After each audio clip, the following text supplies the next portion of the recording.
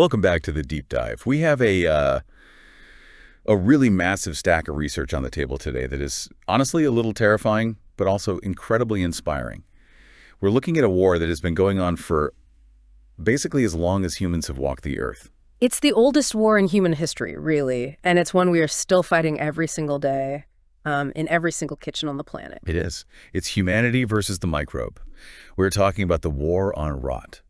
And the mission of this deep dive is to look at how this single battle, trying to keep our food from eating itself before we can eat it, basically built civilization as we know it. That's not an exaggeration at all. If you look at the anthropology sources we have here, civilization is essentially built on the ability to delay spoilage. Right. I mean, think about it. If you can't store calories, you can't build a city. You can't travel more than a day's walk. You definitely can't survive a harsh winter. You are totally tethered to the harvest. Exactly. We're so used to just, opening the fridge or the pantry that we forget what an absolute miracle that is. So we're going to trace this timeline. We're going to start way back in the pre-science era, looking at how people in ancient Ireland and Afghanistan actually engineered nature to be a refrigerator. Which involves some very clever and, frankly, some very messy techniques. Oh, extremely messy.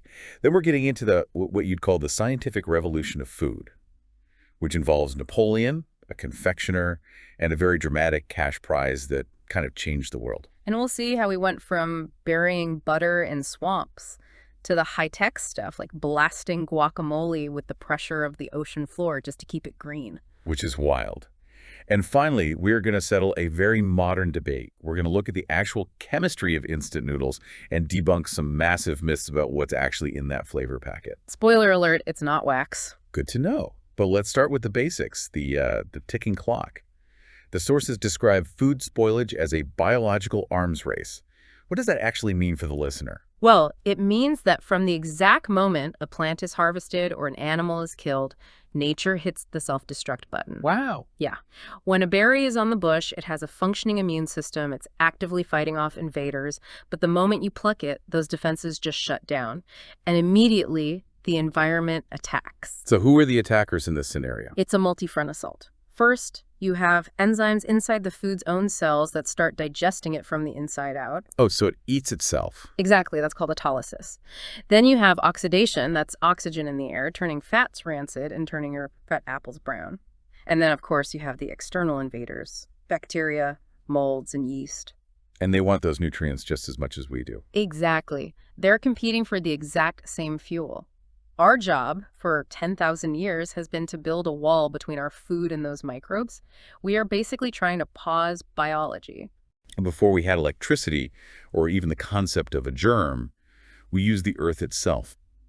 I was really fascinated by this section on nature's refrigerator because we tend to think of the ground as dirty, full of worms and bugs. But the research points out that if you go deep enough, it's actually a sterile, stable vault. It's all about stability. The deeper you dig, the more stable the temperature becomes. It's cool, it's dark, and crucially, the oxygen levels drop. The sources mention this practice of burying food appearing independently all over the world. It's just intuitive logic. Right. Like in the northern U.S., for example, the notes mention farmers digging these massive pits for cabbage. Right. This was known as the clamp method. They'd dig a pit, line it with straw for insulation, place the cabbages upside down, roots up, and cover them with earth. Wait, why roots up? To prevent moisture from settling into the leaves and causing rot from the core. The straw manages the ambient moisture, and the earth regulates the temperature. And what happens to the cabbage in there? Well, best case scenario, it stays crispy for months because the cellular respiration just slows way down in the cold. But often it would slowly ferment. The natural bacteria on the leaves would turn the vegetable sugars into lactic acid, and you'd end up with primitive sauerkraut. Which is a win-win, really. Honestly, yeah. But the most extreme example of burying food has to be the bog butter. This is straight out of an Indiana Jones movie. It really is. In Ireland and parts of Scotland, archaeologists are still pulling up these wooden vessels, they're called methers, filled with butter that have been buried in peat bogs. And how old are we talking? Like a few decades? No, some of this butter is hundreds, even thousands of years old. Iron Age butter. That is insane. And it's still, is it chemically recognizable as butter? It is. I mean, it's a waxy substance now. Scientists call it adipocere, so you wouldn't want to spread it on your morning toast. It would taste very cheesy and highly acidic. But it hasn't rotted away. It hasn't decomposed into soil. Why? What is so magical about a bog? Peat bogs provide a very specific, almost perfect chemical environment for preservation. First, they're incredibly cool. Second, they are highly acidic because of the sphagnum moss that grows there. And third, and most importantly, they are completely anaerobic. Anaerobic meaning no oxygen. Virtually zero oxygen. The water is stagnant and so thick with decaying plant matter that it just sucks up all the available oxygen. Right. And without oxygen, the specific bacteria that cause rancidity and rot simply cannot function. The bog is essentially a giant natural vacuum-sealed jar. That's incredible. It's like the earth itself is pickling the butter. That's exactly what it is. And we see a similar logic in Odisha, India, where the sources describe the tradition of burying rice. Right, this is during the dry season, I think. Yeah. In Odisha, traditional farmers store rice underground for 3 to 6 months. Again, the earth acts as a thermal buffer. It protects the grain from the scorching heat of the sun, which would dry it out too much or degrade the nutrients. And importantly, it hides it from above-ground pests like rats and weevils. It's purely a survival strategy. Speaking of survival strategies that look a little scary to modernize, we have to talk about the century egg. I've seen these in Asian markets. The yolk is this dark, crazy green, and the white is a translucent amber or brown jelly. To the uninitiated, it looks like it's gone terribly bad. It looks completely rotten, but it's actually perfectly preserved. It's a masterpiece of chemical engineering, invented long before we knew what chemistry even was. This is what we call inorganic fermentation. How does that work? Because usually when you hear fermentation, you think of yeast or bacteria eating sugars to make alcohol or acid. Correct. But here, you aren't using bugs at all. You're using pH. You take a raw duck or chicken egg and coat it in a thick paste made of clay, ash, salt, quicklime, and rice hulls. Quicklime, that sounds incredibly industrial. It's calcium oxide. When you mix it with water, it becomes calcium hydroxide, which is a highly alkaline basic on the pH scale. The ash is also very alkaline. So over weeks or months, that extremely high pH environment slowly penetrates the porous eggshell. And what does that alkalinity do to the inside of the egg? It denatures the proteins. It causes the complex proteins in the egg white and yolk to just unravel and recombine, turning them into a firm gel. It basically cooks the egg without any heat. And because the pH is so hostilely high, no bacteria can survive in there. So it preserves it and completely transforms it at the same time. Exactly. Yeah. It creates a totally new texture and a complex, savory, almost ammonia-like flavor profile that you can't get any other way. I love that. But my absolute favorite low-tech engineering example from the notes is the Kangina from Afghanistan. This just blew my mind. We were talking about keeping grapes fresh, and I mean fresh, juicy grapes, not raisins, for 6 months inside a mud pie. It is a beautiful example of vernacular engineering. Engineering using hyperlocal materials to solve local climate problems. The Kangina basically looks like 2 soup bowls made of mud and straw, clamped together. And inside are the grapes. Right. Whole, unwashed bunches of fresh grapes. You harvest them, carefully put them in the bowl, seal the 2 halves together with more wet mud, and store them in a cool corner of the house. Now, why does this work? Because if I put grapes in a plastic Tupperware and left them for 6 months, they would be a fuzzy, liquid mess. Because Tupperware is completely airtight, the Kangina relies on the specific porosity of the mud. So the mud actually breathes. Exactly. The clay is just porous enough to allow a tiny bit of gas exchange. Oxygen and carbon dioxide can move through the walls very slowly, but it actively restricts water loss. It keeps the humidity inside the vessel high enough that the grapes don't shrivel into raisins, but not so high that they get moldy.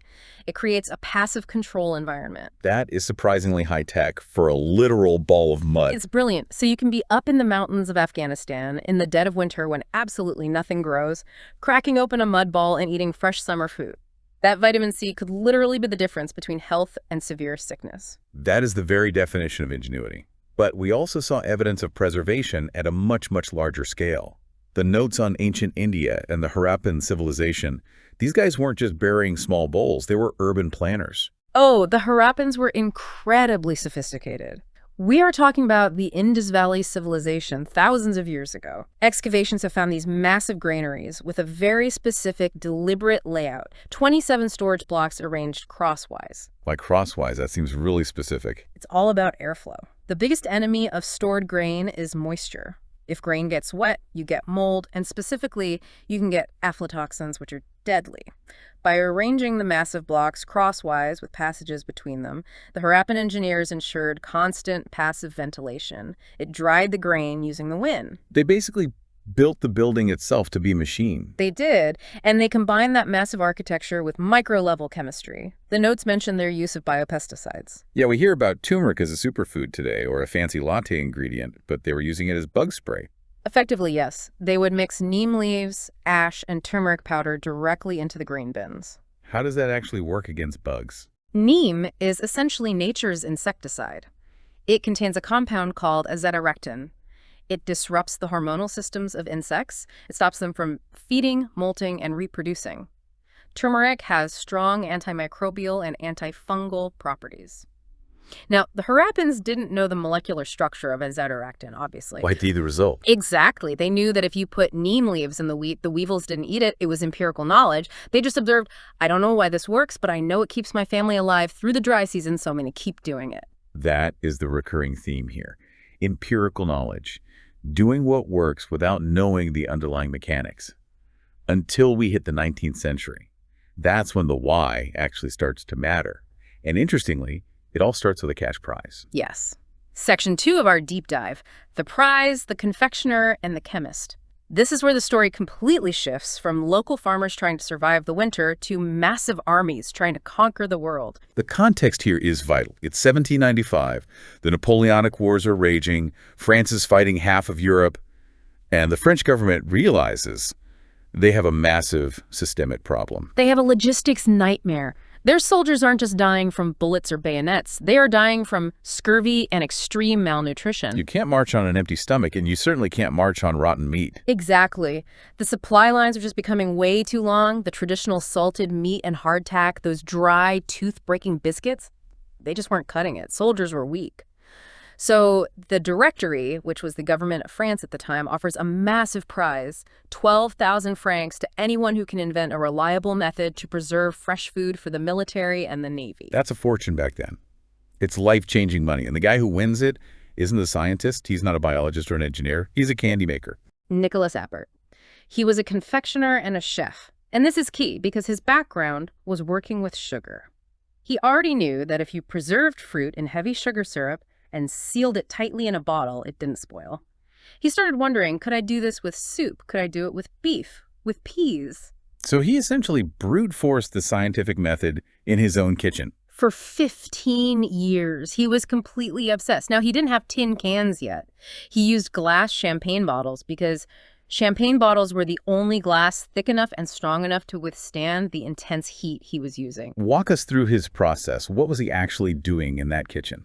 He'd take a bottle, stuff it full of partridges, vegetables, gravy, whatever he wanted to preserve. He'd leave a little headspace at the top. Then he'd cork it, using a literal vise to squeeze the cork in tight and wire it shut, just like a modern champagne bottle.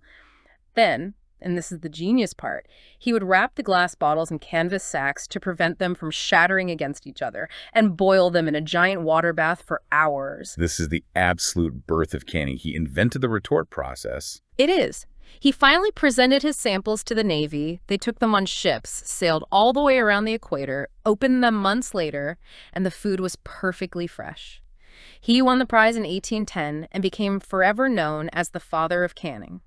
But here's the tragic irony of the whole story. He had no idea what he was doing. None whatsoever.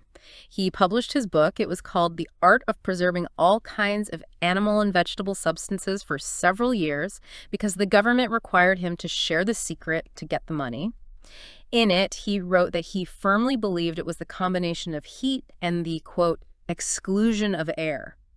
He thought the air itself was the destructive force. He called it contact with the external air. He didn't know about the invisible enemy. No, he died a very famous man, but he never actually knew that he was killing bacteria.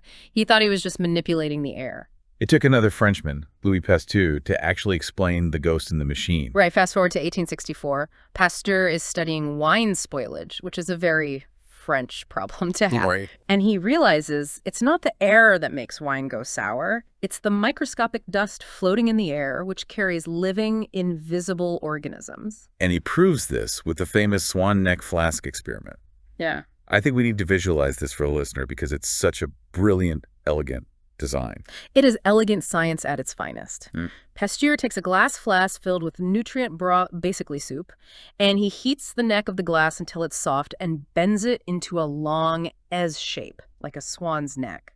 So the flask is still open to the air. Yes, the very end of the tube is completely open. Air can freely get in.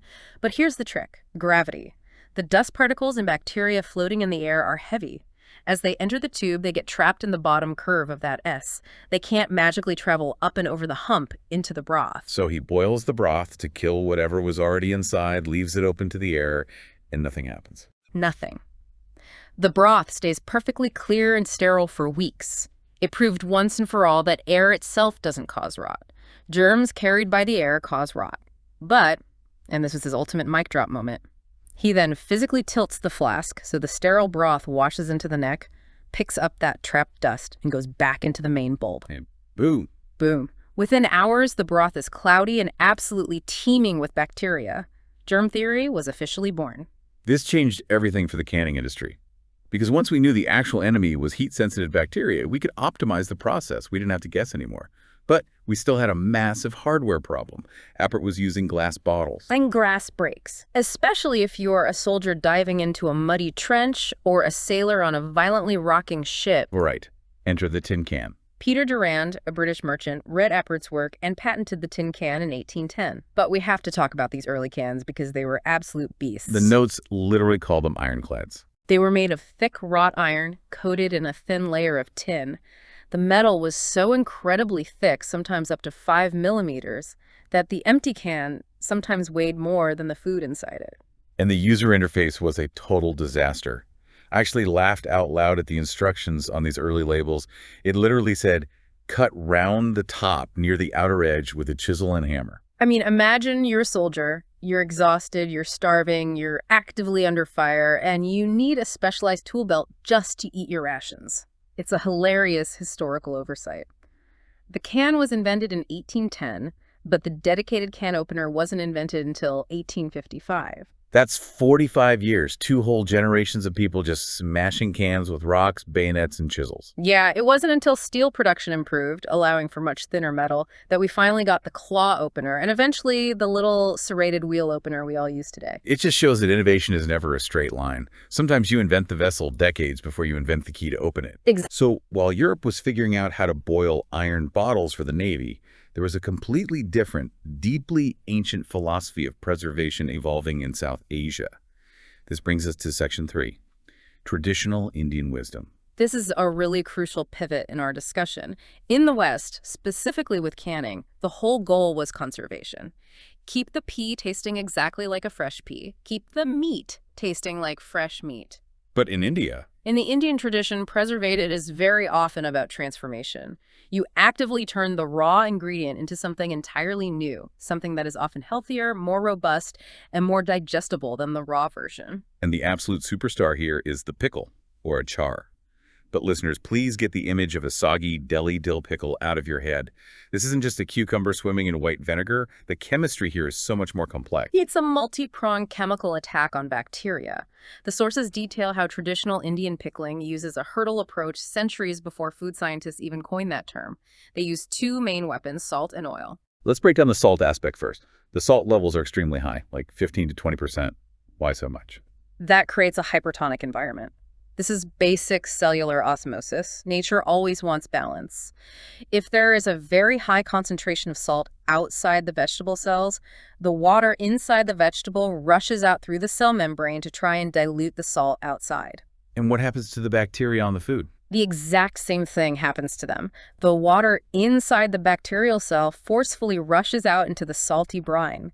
They violently dehydrate and essentially implode. They literally dry to death while swimming in a liquid. That is brutal, but highly effective. Very. And then you have the spices, mustard seeds, fenugreek, turmeric, which we already know are heavily antimicrobial, and often they add an acidic agent like raw green mango or lemon juice, which lowers the pH well below 4.5. Most pathogens, especially dangerous ones like botulism, simply cannot reproduce in that high acidity. And the regional variety is just astounding. The sources map this out beautifully. It's like a culinary map of the subcontinent based entirely on local microbes and climate. It really is. Up in the north, where you have cold winters, you get the gobi shalgam gajar pickle. That's cauliflower, turnip, and carrot. It's sweet and sour. In Kashmir, they pickle manji, which is kohlrabi, using pungent mustard oil. And that oil itself is a potent preservative because it contains a compound called allyl isothiocyanate. Allyl isothiocyanate. Try saying that 3 times fast. It's the exact compound that gives mustard its sharp heat. It's highly toxic to bacteria. And down in Hyderabad, you have the famous avakai mango pickle. The notes mention a very specific weird ingredient there, limestone. Yes, tuna or edible limestone. This is brilliant intuitive food chemistry. Limestone is calcium hydroxide. It's highly alkaline. When you treat the raw mango pieces with it before pickling, the calcium ions physically cross-link with the pectin in the fruit's cell walls. Pectin is like the structural glue of the fruit, right? Right. By chemically reinforcing the pectin with calcium, the mango pieces stay incredibly firm and crunchy. Even after sitting in an acidic oil and salt bath for months, they don't break down and turn into mush. The limestone is literally a texture preserver. That is fascinating. And there was one from Tamil Nadu, the mahali root. The mahali root pickle. It apparently smells strongly of vanilla and cinnamon. Uniquely, this one is often pickled in yogurt. This is what we call biopreservation. The yogurt introduces live lactic acid bacteria. These good bacteria colonize the root, rapidly produce lactic acid, and completely outcompete any bad bacteria that might try to take hold. It can last for 2 years. Yogurt is the perfect segue to the next topic, dairy.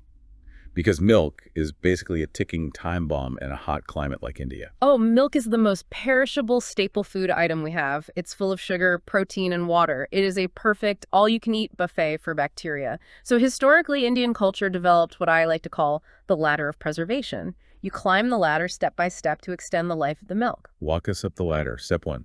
Step 1 is simply boiling it. That kills the immediate existing pathogens. But it only buys you a few hours in 40 degrees Celsius heat. So you move to step 2, fermentation, turning it into curd or dahi. By introducing a starter culture, you turn the lactose or the milk sugar into lactic acid. The milk sours and solidifies. That new acidic environment protects it from rapid spoilage for a day or 2. But that's still pretty short term. Right. So you climb higher. You rigorously churn the curd to separate the fat from the water. You get butter or macan. But butter still has a significant amount of water and milk solids trapped in it, which can and will go rancid. So you go to the very top of the ladder, ghee. Liquid gold. You gently boil the butter to evaporate every single drop of water, and you filter out the caramelized milk solids. What you are left with is 100% pure butterfat. And without water. Without water, bacteria have absolutely nowhere to live. Life requires water. Ghee is entirely shelf-stable at room temperature for months, even years. It is the ultimate victory of chemistry over a tropical climate. And we can't talk about Indian traditions without touching on Ayurveda. Mm. The source material highlights that Ayurveda isn't just about what you eat, but how you physically store it. Ayurveda is very specific, almost obsessive about material science. It warns heavily against Viruddha-Ahara incompatible food combinations, but also incompatible storage containers. Give us an example from the text. You should never, ever store sour pickles in copper or brass vessels. Why not? Because the acid in the pickle chemically reacts with the metal to create highly toxic salts, specifically verdigris. It can make you violently sick. Sour foods must go in ceramic, stone, or glass. But water should absolutely be stored in copper. I've actually seen this practice becoming trendy lately. People keeping water in a copper pot overnight. Is there actual science to back that up, or is it just aesthetic? There is hard science behind it. It's a phenomenon called the oligodynamic effect. Very small amounts of copper ions slowly dissolve into the water overnight. These specific ions are highly toxic to bacteria like E. coli and Salmonella. They literally disrupt the bacterial cell membranes and destroy their viral DNA. So storing water in copper effectively sanitizes it. It's ancient empirical wisdom aligning perfectly with modern microbiology. That is so cool. It's total validation of thousands of years of observation. Yeah. Okay, so we've covered the ancient mud, the bogs, the traditional jars. Now I want to jump to the present day. We're in the industrial age. We need to somehow feed 8 billion people every day. We can't just rely on sun drying and salt anymore. No, the scale is just too massive. And we also have a brand new consumer demand. We want freshness. The inherent problem with the traditional canning efforts method is that it cooks the food to death. A canned green bean is totally safe, yes, but it's mushy, it's olive drab, and it has lost most of its heat-sensitive vitamin C. Consumers today want a green bean that tastes like it was picked an hour ago but stays magically safe in a plastic bag for 3 weeks. That sounds completely impossible. It sounds impossible, but food scientists actually do it using hurdle technology. This is a massive key term in the notes. Explain hurdle technology to us. Think of it like a track and field event for bacteria. I like that analogy. Let's run with it. If you use one giant extreme retort heat from canning, you definitely stop the bacteria, but you ruin the integrity of the food. Hurdle technology instead uses a strategic series of much smaller obstacles. Let's say Salmonella Sam is trying to attack your packaged sandwich. Okay, Salmonella Sam. Yeah. He's hungry. He's looking for a snack. Hurdle 1, we make the food slightly acidic. Sam is stressed out, but he's still alive. Hurdle 2, we lower the temperature, we refrigerate it. Now Sam is shivering, his metabolism is slowing way down. Hurdle 3, we carefully reduce the water activity. Now wait, is water activity different from just the water content? Crucial distinction. Water activity, or AW, is the amount of strictly free, unbound water available for microbes to actually use to survive. You can lower it by adding specific amounts of sugar or salt, which chemically bind the water molecules. So now, Sam is highly dehydrated. Hurdle 4, we vacuum out the oxygen from the package. By the end of this specific obstacle course, the bacterium is so exhausted, dehydrated, and stressed that it either dies or goes completely dormant. And because each individual hurdle was relatively small, the food itself isn't destroyed. It still retains its crunch and tastes fresh. Exactly. It's a gentle preservation. And this specific philosophy leads us directly to the cutting-edge, non-thermal technologies, the real sci-fi stuff. Like pascalization, high-pressure processing, or HPP. This is huge in the industry right now. You know those premium cold-pressed juices that cost $8, or the fancy tubs of guacamole that stay incredibly bright green for weeks? That is all HPP. How does it actually work? You seal the raw food in its final flexible package, the plastic bottle or the tub, and you drop it into a massive steel water chamber. Then you apply immense uniform hydrostatic pressure up to 87,000 pounds per square inch. Can we put that number in perspective? Because Yeah. 87,000 psi is hard to visualize. That is roughly 6 times the pressure at the absolute bottom of the Mariana Trench. It is the equivalent of having 2 full-grown elephants standing on a single strawberry. So why doesn't that insane pressure just crush the guacamole into a diamond? Or completely pulverize the strawberry? Because the guacamole and the strawberry are mostly made of water, and liquid water is essentially incompressible. The pressure passes equally and uniformly through the food without crushing it, but it completely crushes the bacteria. Why them and not the avocado cells? Because bacteria are complex living organisms with very delicate microscopic cell membranes and structural enzymes, the sheer pressure physically rips their cell membranes apart and violently unfolds their proteins. They die instantly. But the small, simple molecules that make up the avocado's flavor, color, and vitamins, they are held together by strong covalent bonds. They are completely unaffected by the pressure. So you get a fully sterilized, safe product that is essentially still raw. Correct. It is the holy grail of modern food science. Completely fresh taste, complete shelf stability. Then the notes also mention PCF, pulsed electric fields. Right. Zapping the food. Literally zapping it. Yes, exposing the food to extremely short, high-voltage bursts of electricity. This causes a phenomenon called electroporation. The electricity literally punches microscopic holes in the bacterial cell walls. The internal contents of the bacteria leak out, and the bug dies. This is specifically great for clear liquids like premium apple juice, where you don't want any heat to change that delicate orchard-fresh taste. And we also have non-thermal plasma, which sounds like a laser weapon. It kind of is. They use a flame of ionized gas, like helium or nitrogen, to basically scorch and sterilize just the very surface of the food without heating the inside. And then there's irradiation, which is cold pasteurization using ionizing radiation. It completely destroys pests and delays ripening, but suffers from massive consumer fear, despite the scientific consensus being that it's completely safe. And the most common one we see every day, modified atmosphere packaging.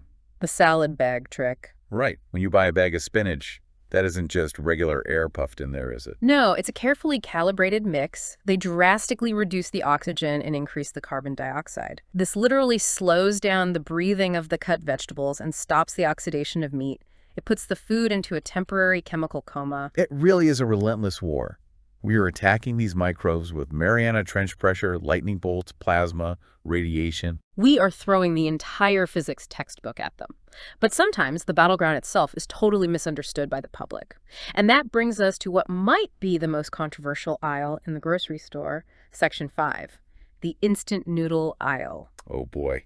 The internet absolutely loves to hate instant noodles. I've heard it all. I mean, they are coated in toxic wax. It takes 32 days for your body to digest them. They will literally mummify your insides. We need to do some serious evidence-based myth-busting here. This is where actual food science gets completely drowned out by viral fear-mongering. Let's start with the most persistent one, the wax myth. There is absolutely no wax coating on instant noodles. Where does that rumor even come from? It's everywhere. It probably stems from the fact that the noodles have a distinct sheen to them, but that sheen is literally just residual oil from the industrial flash frying process. Think about it logically for a second. Wax melts at a relatively low temperature. If you poured boiling water over wax-coated noodles, the wax would melt off and float to the surface, creating a thick, disgusting, waxy film on top of your hot soup. That demonstrably doesn't happen. Okay, the wax myth is completely busted. Yeah. What about the 32 days to detox myth, the idea that they just sit in your stomach like concrete? Completely fabricated. There is zero medical or physiological basis for this claim. Your digestive system is highly evolved, and it breaks down processed wheat flour, which is what instant noodles are, very, very quickly. In fact, simpler refined carbs actually digest faster than complex whole grains. It takes a matter of hours, not days, to process them. But people are genuinely scared of the ingredient label on the back. You look at it, and it looks like a graduate-level chemistry textbook. It does look intimidating. But let's actually translate that chemistry. The fear almost always comes from the unknown. People see chemical names and panic. Okay, let's look at the source list we have here. First one, gorgum. Sounds like an industrial chemical, right? It's actually just ground up endosperm of cluster beans. It's a legume. It's a completely natural thickener that has been used in parts of the world for centuries. In instant noodles, it simply improves the elasticity so the extremely thin strands don't snap and break into mush when you pour the boiling water over them. Okay, how about sodium carbonate and potassium carbonate? These are known in Asian cooking as kansui. They are alkaline salts. They are the absolute secret to authentic ramen.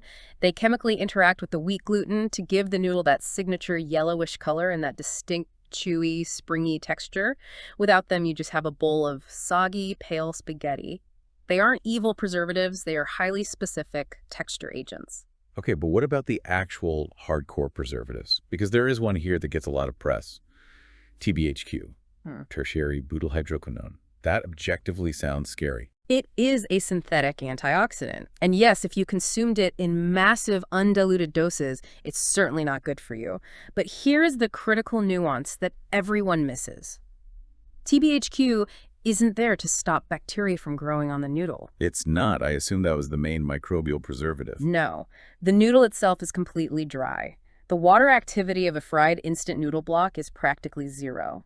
As we established earlier with the hurdle technology, bacteria cannot grow on a totally dry brick of flour. You don't need antibacterial preservatives for the noodle itself.